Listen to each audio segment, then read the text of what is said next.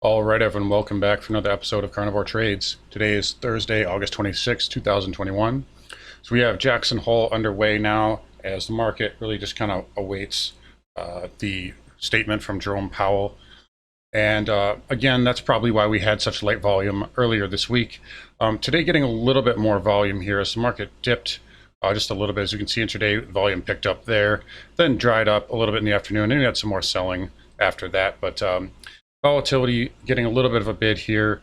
Again, possibly just hedging and whatnot going into the Jackson Hole Summit. Oh, the VIX was up 12% today, so nice little pop, even though the market's barely pulled back just a little bit here as we go on the SPY down 0.6%. NASDAQ actually gapping down a little bit, but that was with the higher yield again, so that is to be expected. Now, we are coming into this topside trend line here.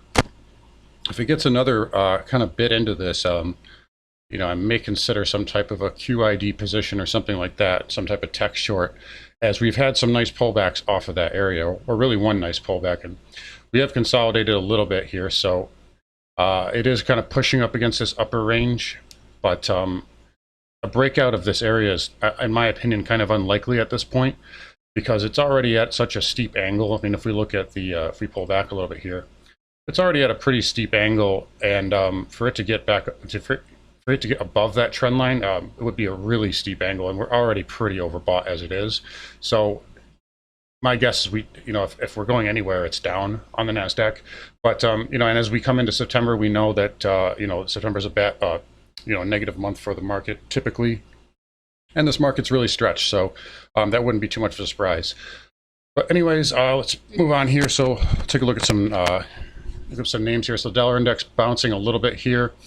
We talked about possibly putting in a higher low. We have these moving averages upsloping, and it may trade down to this trend line here, which would be a back test of the breakout. So again, we're on watch for that. But dollar catching a little bit of a bid here, and we'll just kind of monitor that moving forward. Copper having a little bit of a pullback as well today.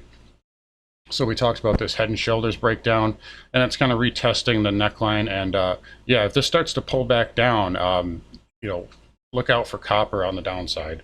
I have a target here of about 332, which is this blue line right here, and that would really be, if you actually look back here on the monthly, so that would be going back to this pivot here. And I mean, look how extended you are from the 20 moving average on the monthly. So it would not surprise me at all to see copper really pull back here in the coming months or so.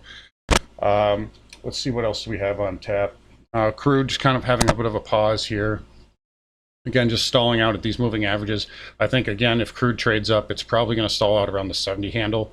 So just be aware of that. I do think crude is going to be in corrective mode here very shortly. And you guys know that. I've been talking about that for a while here. We really ran into some resistance on the monthly time frame, and those take a while to play out. I mean, we went straight up into this double top, and we're pulling back off of that, and it can take a while to consolidate on the monthly chart. So just bear that in mind. Let's see, Peloton reporting earnings. That's getting hammered. We closed out our longs. We took 5% on this yesterday. We had a little runner position today, which we closed out for like 3% or so. So decent little gain. It's not exactly what I wanted, but I'm not holding it into earnings. I'm not holding a swing into earnings. And this thing got hammered all the way down to $97 if we look at the intraday here. So this got hammered all the way down to the 97 handle, and now it's getting a bit of a bounce, and yeah, looking pretty good here. At least the reaction is okay. So it's starting to hold this 104 area, which I noted as key support on the weekly time frame.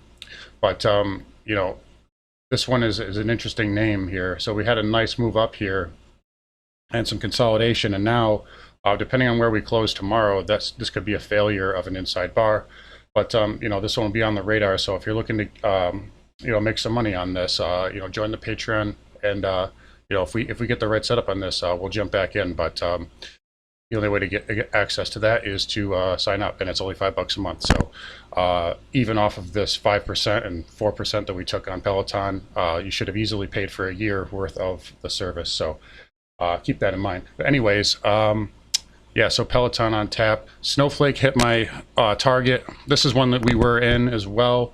We did not hold it into earnings, so we missed the last little pop here, but we did take a nice gain on the first half of the trade, and really just hit my target. I had a target of 305. That's exactly just about where it closed today, and this should stall out around 315 or so.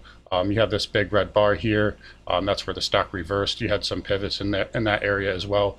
But yeah, nice move on Snowflake. It's a shame that we couldn't make money on that second part of the trade, that last little pop there. But as we see with Peloton, that's why we don't hold it in earnings. This thing got smoked.